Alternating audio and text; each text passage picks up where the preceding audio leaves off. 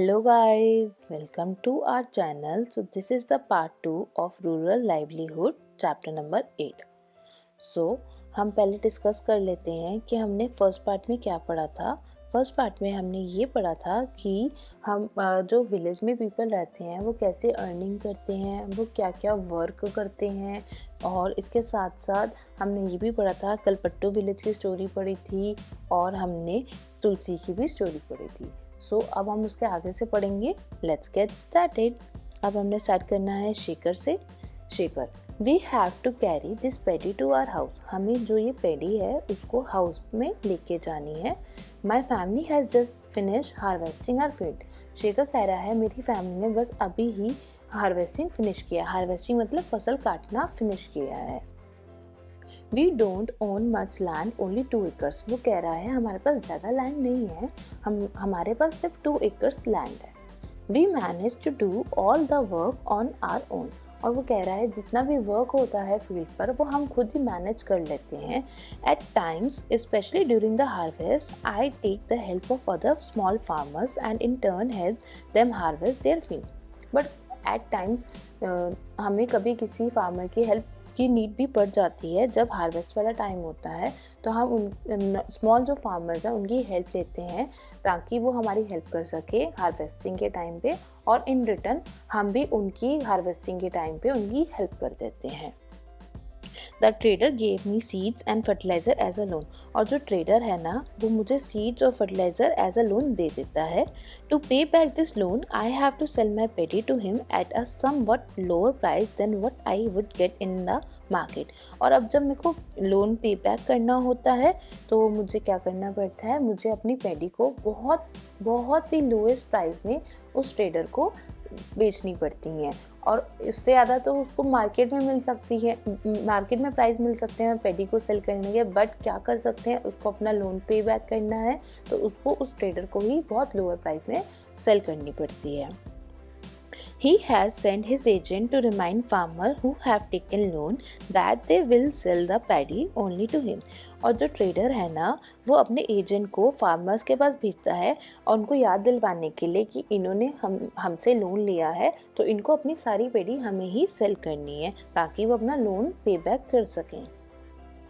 I will probably get 60 bags of paddy from my field. वो कहता है मैं टोटल अपनी फील्ड से 60 बैग्स पेडी के कलेक्ट कर लेता हूँ। Some of this I will sell to settle my loan.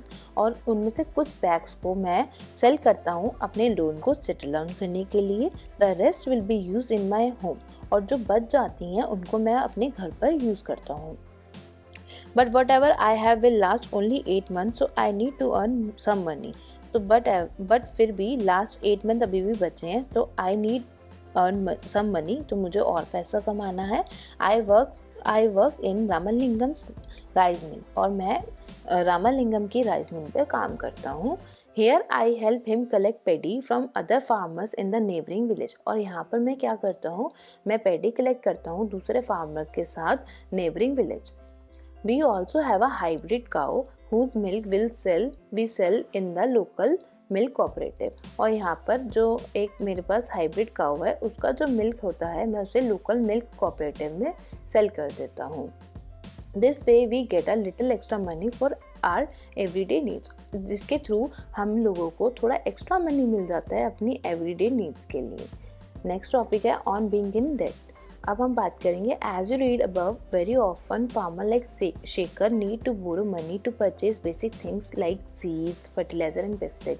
अब जैसे हमने देखा कि जो शेखर था उसने अपने बेसिक थिंग्स के लिए भी लोन लिया, मतलब उधार पे पैसा लिया ताकि वो अपनी बेसिक थिंग्स को परचेज कर सकें। तो अब हम यहाँ पे डेट का मतलब ये होता है कि हम उधार लेते हैं, लोन लेते हैं ताकि हम अपनी बेसिक नीड्स को पूरा कर सकें। तो हमने अभी यही पढ़ा है कि जो शेखर है उसको जब अपनी बेसिक थिंग्स परचेज करनी थी तो उसको लोन लेना पड़ा। बेसिक थिंग्स में जैसे कि उसको सीड्स, फर्टिलाइजर और पेस्टिसाइड्स परचेज करने थे तो उसके लिए उसने लोन लिया। Often they borrow this money from money lenders. और अक्सर ये जो मनी वो बोरो करते हैं ना, उधार पे लेते हैं, वो मनी लैंडर से लेते हैं। If the seeds are not of good quality of or pests attack their crops, there can be major crop failure.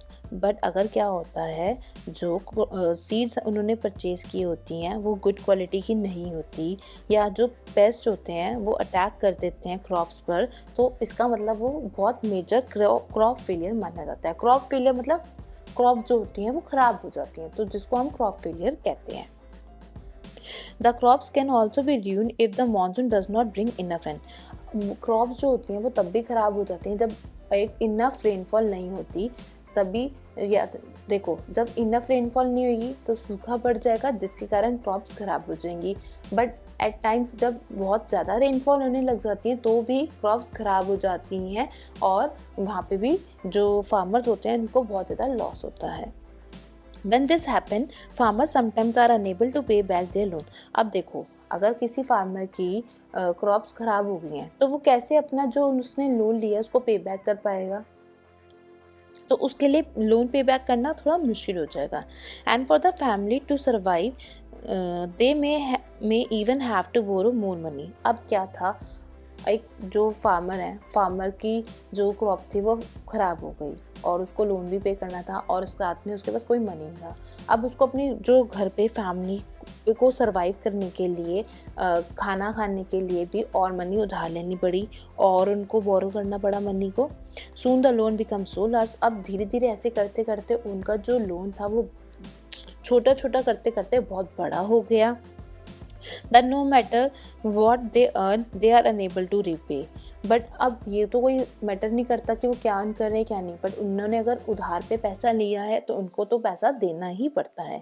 This is when we can say that they are catch in debt. तो इसी को ही हम कहते हैं कि जो farmers हैं वो डेट में कैच हो गए। In recent year, this has become a major cause of distress among farmers। और ये recent year में ये एक बहुत ज़्यादा मेजर कॉज बन गया है फार्मर के डिस्ट्रेस के लिए। उनकी प्रॉब्लम बन गई है, बहुत बड़ी परेशानी सी हो गई है उनके लिए। In some area, this has also resulted in many farmers committing suicide। और कुछ एरिया में क्या होता है कि फार्मर जो होते हैं वो सुसाइड ही कर लेते हैं। अब नॉर्मल सी बात है, अगर किसी फार्मर की क्रॉप ख़राब हो जाएगी, उसने पहले से ऑलरेडी ही लोन ले रखा है अपनी बेसिक थिंग्स के लिए, फिर उस लोन के चक्कर में उस लोन पे नहीं कर पा रहा, और उसके पास इतना इनफ मनी नहीं है कि वो अपना घर चला सके, तो वो और मनी लेगा। ऐसे स्लोली अपने और आगे के काम के लिए उसको मनी लेना पड़ रहा है, तो वो धीरे छोटा छोटा अमाउंट जो था वो बहुत एक बिग अमाउंट बन जाता है, और जिसके कारण वो लोन पे ऑफ नहीं कर पाते। तो ऑब्वियस सी बात है, जिससे वो लोन ले रहे हैं वो लोग तो उनको आके परेशान करेंगे, जिसके कारण वो लोग सुसाइड कर लेते हैं। अब यहाँ पे कुछ क्वेश्चन दिए हैं, अब हम उसके बारे में डिस्कस कर लेते हैं। First, what work does Shekhar family do? Why do you think Shekhar does not usually employ labours for doing farming work? अब यहाँ पे ये बोला गया है कि क्या काम करती है शेखर की family. Why do you think Shekhar does not usually employ labor for doing farming work? और क्यों शेखर जो होता है एम्प्लॉय नहीं करता लेबरर्स को अपने फार्मिंग वर्क के लिए? तो जो शेखर की फैमिली है वो फील्ड पे काम करती है, कल्टीवेटिंग एंड ग्रोइंग क्रॉप्स, और शेखर जो होता है वो नॉर्मली लेबर्स को एम्प्लॉय नहीं करता फार्मिंग के लिए। बट जब उसको हार्वेस्ट का टाइम होता है तो वो अपने स्मॉल फार्मर्स की हेल्प ले लेता है, और इन बैक वो उनकी लैंड पे भी जाकर काम कर देता है। और वो इसलिए हेल्प नहीं लेता, या वो नॉर्मली फार्मर्स को एम्प्लॉय इसलिए नहीं करता क्योंकि उसके पास बहुत ज़्यादा लैंड नहीं है, उसके पास 2 एकर्स की लैंड है, वो उसके लिए सफिशेंट है, वो और उसकी फैमिली मिलके उस लैंड पे अच्छे से काम कर पाते हैं। ठीक है, नेक्स्ट है, why does Shekhar not go to the town market to get better price for his paddy? क्यों शेखर टाउन मार्केट नहीं जाता बेटर प्राइस के लिए अपनी पेडी के लिए? तो अब हम बात करते हैं, Shekhar doesn't go to town market to get a better price for his paddy because he gets about 60 bags of paddy. Some of this will be sold to settle the loan and rest will be use in the home. This doesn't have surplus. तो होता क्या है, normally Shekhar इसलिए नहीं जाता, शेखर के पास जब वो अपनी फील्ड उसकी जो फील्ड होती है उसमें से वो टोटल 60 बैग्स ही कलेक्ट कर पाता है पेडी का, जिसमें से वो कुछ बैग्स को वो अपने लोन को सेटल डाउन करने के लिए ट्रेडर को सेल कर देता है, और जो बच जाती हैं उसकी पैटीज़ उसको वो अपने घर पे यूज़ कर लेता है। तो उसके पास इतना एक्स्ट्रा नहीं पैटीज़ होती कि वो जाके मार्केट में बेच सके। Question number 3, Shekhar sister Meena had also taken a loan from the trader. She doesn't want to sell her petty to him, but she will pay back her loan. Write an imaginary conversation between Meena and the trader agent and the argument given by each person. अब इस question में क्या बोला गया है, जो शेखर की sister है मीना, वो उसने भी लोन ले रखा है ट्रेडर से, बट वो उसको अपनी पेडी नहीं सेल करना चाहती, बट वो नॉर्मली लोन पे बैक करना चाहती है पर अपनी पेडी सेल करके नहीं। तो अब यहाँ पे इन्होंने बोला है कि आपने एक इमेजिनरी कन्वर्सेशन बात लिखो, राइट करो मीना और ट्रेडर के बीच में, ट्रेडर एजेंट जो है उसके बीच में, and argument given by each person, हर बंदे के जो आर्ग्यूमेंट्स है उसके बारे में भी राइट करो। तो ये क्वेश्चन आप खुद कर लेना, एक इमेजिनरी सिचुएशन है जिसमें आपको बताना है कि जो मीना है वो ट्रेडर से बात कर रही है, वो कह रही है कि लोन ले लेती है पहले, और फिर वो कहती है कि नहीं मैं आपको अपनी पेटी सेल नहीं करूँगी, बट मैं आपको लोन पे ऑफ कर दूँगी, पे बैक कर दूँगी। तो आपने यही कन्वर्सेशन का देखना है। Question number 4, what are the similarities and difference between Shekhar and Tulsi's life? Your answer could be based on the land that they have, their need to work on the land that belongs to other, or loan that they need and they are earning. अब आपने यहाँ पे क्या बात करनी है, यहाँ पे आपने सिमिलैरिटीज़ मतलब क्या सेम था शेखर और तुलसी की लाइफ में, और डिफरेंस के बारे में बात करना है कि और क्या डिफरेंस था शेखर और तुलसी की लाइफ में। आपको ये जो आंसर देना है ना, लैंड के बेसिस पे देना है कि वो कहाँ पे काम करते थे, या वो किस लैंड से बिलोंग करते थे, या वो लोन कैसे लेते थे अपनी नीड्स के लिए, एटसेट्रा एटसेट्रा। तो अब हमने तुलसी की बात करते हैं। तुलसी की बस अपनी कोई लैंड नहीं थी, वो रामालिंगम की लैंड पे काम किया करती थी, और बट उसको जो उसके काम करने के वेजेस मिलते थे वो बहुत कम मिलते थे, बट वो फिर भी रामालिंगम की लैंड पर ही काम करती थी, क्योंकि वो रामालिंगम को जब भी काम होता था वो तुलसी को बुला लेता था। बट एक टाइम आया था कि जब तुलसी को लोन लेना पड़ा अपने रामालिंगम से, क्योंकि जो उसकी डॉटर थी वो बीमार हो गई। तो उसका लोन लेने का रीज़न ये था कि उसकी डॉटर बीमार हुई, तो उसको इलाज करवाने के लिए उसको टाउन जाना था, तो इसलिए उसने लोन लिया। अब हम यहाँ पे शेखर की बात करते हैं। तो शेखर के पास खुद की अपनी 2 एकड़ लैंड है, बट उसको फिर भी लोन लेना पड़ा। क्योंकि उसको अपनी बेसिक थिंग्स परचेज़ करनी थी, लाइक जैसे कि फर्टिलाइज़र्स, पेस्टिसाइड्स एटसेट्रा एटसेट्रा, इसको परचेज़ करने के लिए उसको लोन लेना पड़ा। और वो उस लोन को कैसे सेटल डाउन कर रहा था, उसने ये लोन सेटल डाउन करा अपनी पैटीज़ को उनको बहुत लोअर प्राइस पे सेल कर गया। तो यही सिमिलैरिटीज़ है कि दोनों ने लोन लिया, ये सिमिलैरिटी होगी, बट उनके रीजंस अलग थे, बट लोन लिया। और डिफरेंस ये हो गया कि शेखर के पास अपनी लैंड थी और तुलसी के पास अपनी लैंड नहीं थी। ठीक है, अब हम आगे पढ़ते हैं। एक इमेज दे रखी है। इमेज में क्या है, transplanted paddy growing in a few of Ramalingam's 20 acres a result of hard labour perform by agriculture workers like Tulsi. अब यहाँ पे ना इस पिक्चर में दिखाया गया है कि पेडी ग्रोइंग हो रही है, ग्रोइंग करी दिखाई गई है, और रामालिंगम की टोटल 20 acres लैंड है, और ये सारे हार्ड लेबर्स हैं जिन्होंने बहुत मेहनत करी है, तुलसी जैसे लोग जो हैं जिन्होंने बहुत मेहनत करी है रामालिंगम की लैंड पर। आगे है Ramalingam and Karudhama. In addition to land, Ramalingam family owns a rice mill and a shop selling seed, pesticides etcetera. अब इसके अलावा लैंड के अलावा रामालिंगम की जो फैमिली है ना, उनके पास खुद की राइस मिल भी है, एक शॉप भी है जहाँ पर वो सेल करते हैं सीड्स को, पेस्टिसाइड्स को, और जो भी चीज़ें होती हैं उनको।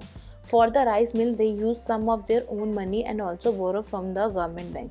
जो राइस मिल होती है उसके लिए वो लोग कुछ मनी उनके पास खुद की होती है और कुछ उन्होंने बोरो करी थी गवर्नमेंट बैंक से, मतलब गवर्नमेंट बैंक से मतलब उनसे थोड़ा उधार लिया था। They buy paddy from within the village and from surrounding village, और जो ये सारी पेडीज थी उन्होंने वो सारी विलेज के लोगों से या आसपास के विलेज के लोगों से बाय करी थी।